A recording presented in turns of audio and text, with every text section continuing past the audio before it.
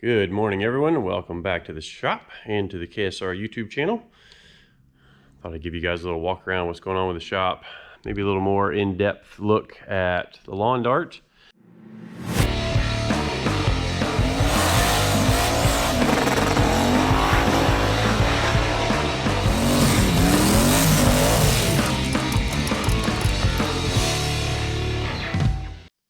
So it's been a busy last little bit at the shop. We've had to rearrange to get the Vipers in. 2020 Trans Am SGT Champion Viper driven by Lee Saunders. These are both his cars, and we're going through all of the control arms on the car, sending the shocks out to have them rebuilt.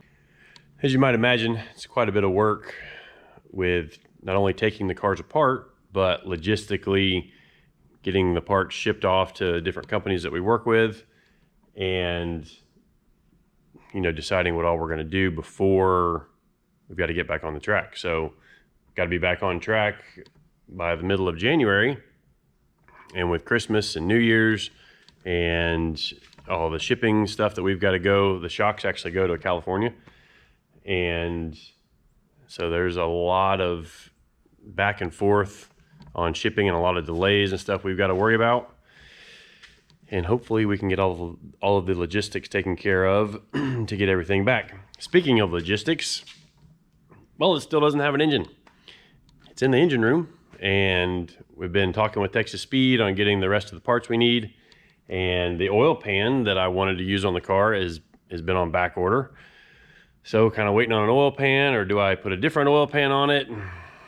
There's all this stuff I'm trying to figure out. It's not some of the pieces that I wanted to use. I wanted to use the same oil pan that's on Ruby and Leroy, but it's on back order.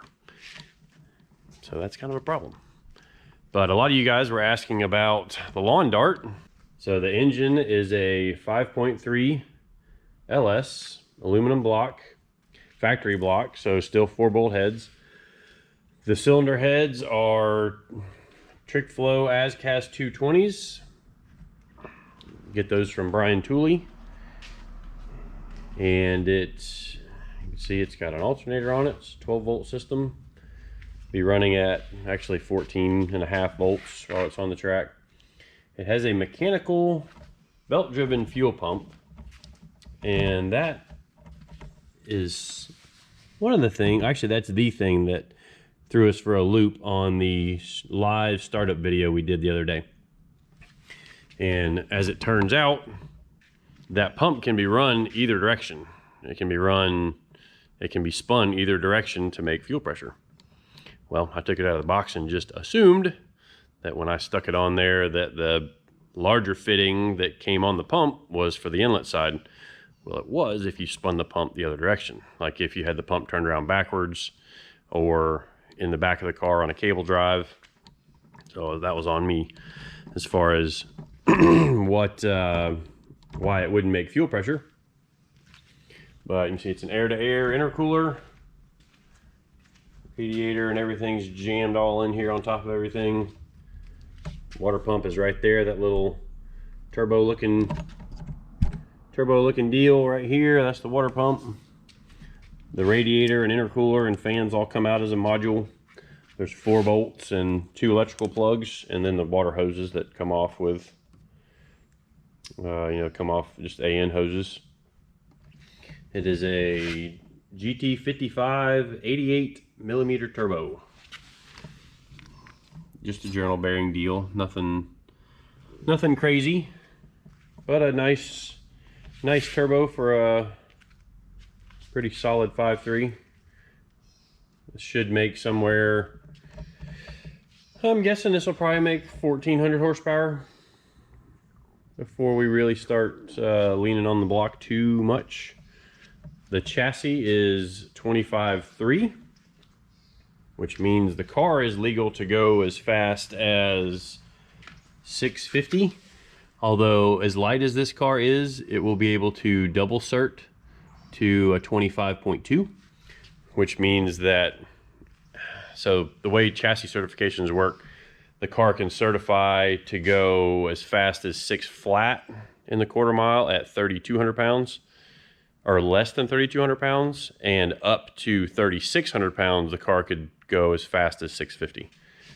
I don't think it's ever going to go that fast, but it is pretty easy to make power these days. You just put a big enough engine and a big enough turbo on it, or 2 turbos. So everything's on Holley fuel injection, like all the cars we do.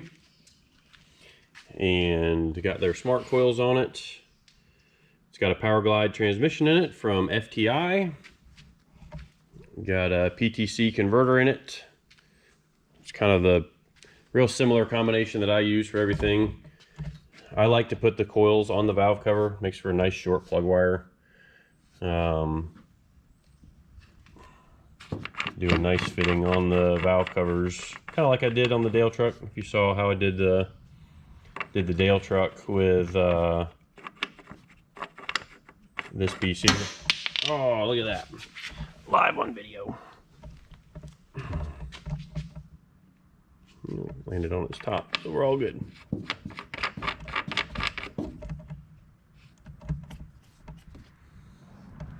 But I'm actually plugged into it now. Do another video on it, maybe on a start. But I got a nice Sparco seat in the thing. I really like the full containment seats. I feel like they're just a lot safer. They've got better support down here in the hips, and having the halo around your head just feels like a lot better option to me. Having done a lot of road racing, there's something about being really buckled into a car really tightly. Using a leash electronics board like we're doing for the El Camino project as well. See some of our wiring. We actually used up all of the relays, and using an extra relay or solid state driver from Holley for the dump valve. So the dump valve we use to dump the converter charge pressure, so that if we're trying to get the car to spool easier, you dump all the pressure in the torque converter, and it allows the torque converter to stall higher, or allows the engine to rev higher before the torque converter really grabs a hold of the engine. I think that's explaining that in a way that can be understood. So it just works out really well for that, as far as when we're, you know, pretty small engine, pretty big turbo. So they need a lot of help sometimes getting them up to the 2-step RPM, your launch RPM, for when you're ready to go down the track. And hopefully it works. I'll raise this thing up and show you underneath it. For a look under the lawn dart, you see kind of all the tubing we've got going on under here to meet the 25.3 chassis spec.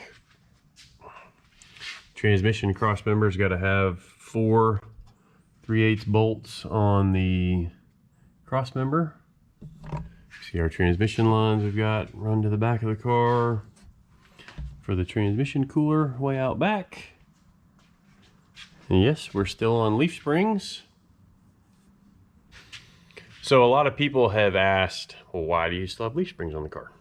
Well, there's some classes that the car may eventually run that gives a weight break for stock style suspension. And the rule for that is that it's got to be stock for like the year of the car. So kind of like what the car came with stock. So back here, you know, we've still got a leaf spring on it. It's got a little bit more serious of a front mount, and part of the higher end chassis specs, they want you to tie the suspension to the roll cage. I mean, it makes sense. You got a lot of power. If you're using the factory mounting points with 2,000 horsepower, let's say, you just end up ripping them out of the car. Well, that doesn't do anybody any good.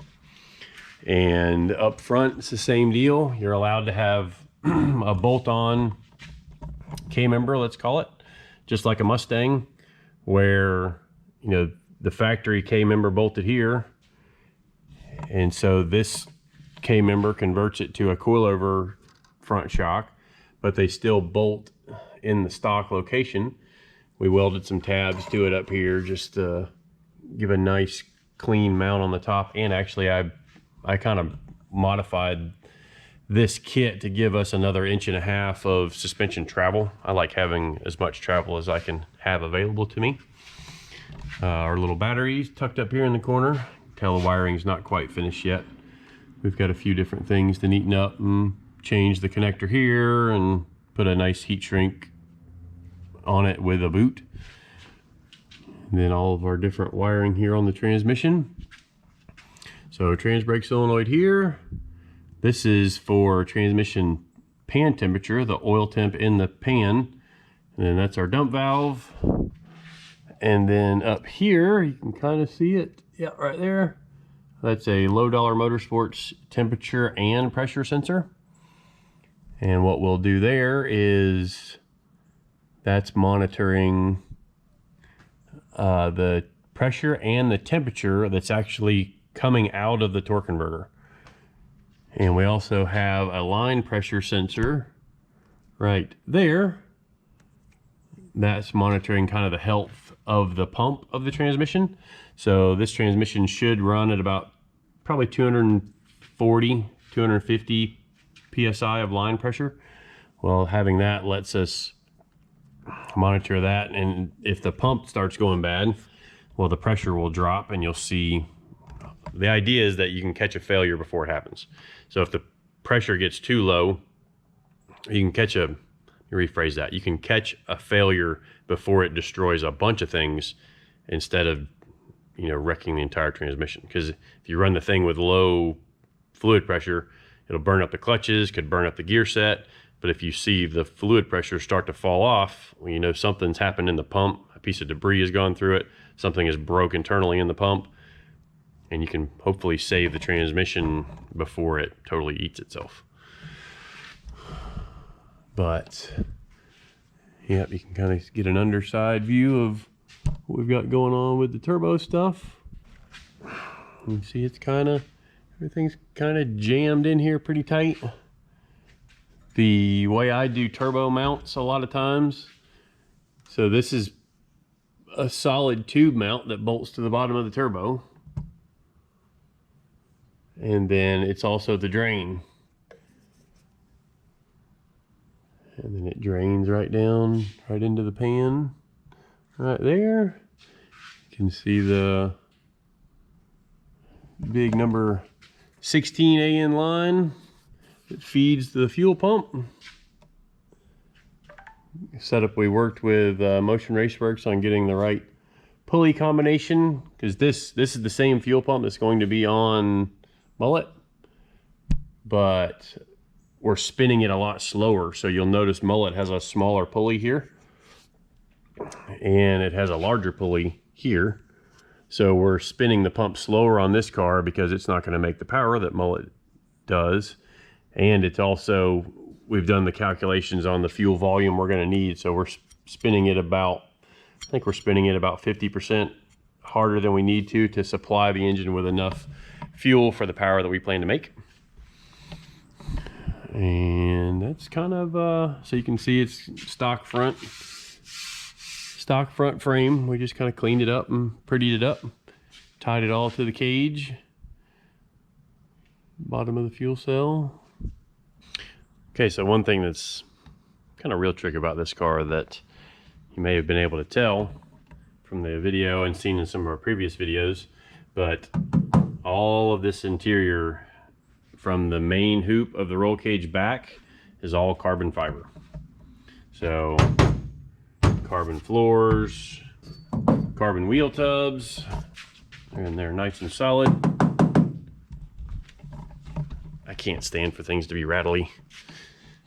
And so far all this is not. You can see we've got protective film on that still.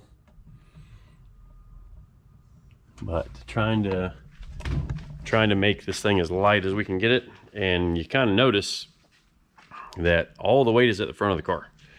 And the way these cars work and the tracks that we're used to racing on, you need a lot of weight forward in the car because we don't run wheelie bars. That's not something that these small tire, radial tire classes do. And to be honest, a wheelie bar and a radial don't work well together anyway. So you don't set up the cars for wheelie bars, but without wheelie bars, you know, they may flip over, try and do a big giant sky wheelie, which we don't want to do. But, you know, so that's part of the tuning when it comes to a small tire leaf spring car. We're trying to get 58, 59, maybe even 60% on the nose. And we'll have some options to add, like say we'll add some weight.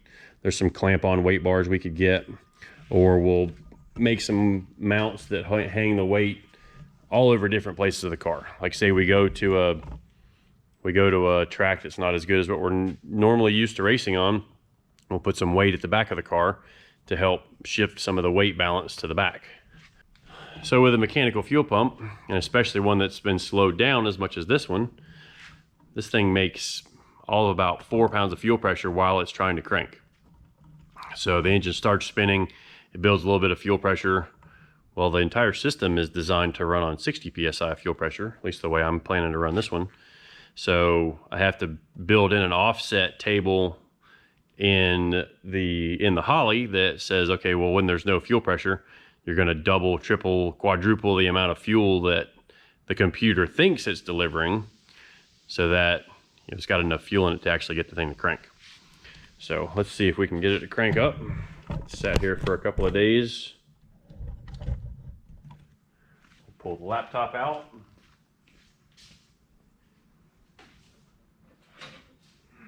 Actually, I'm going to data log it because I haven't data logged a cold start yet. All right, well, let's see if this thing will fire up again.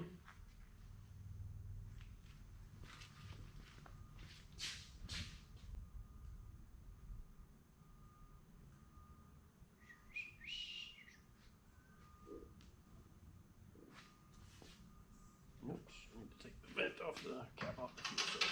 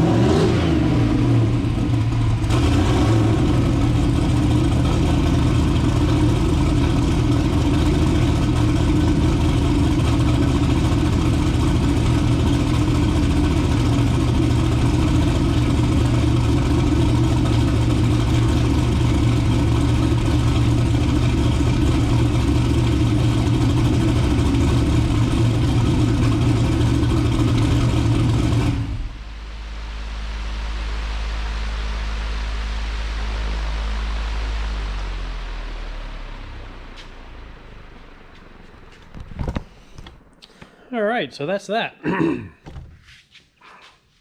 Can't move too far because I got my camera on charge while I'm recording.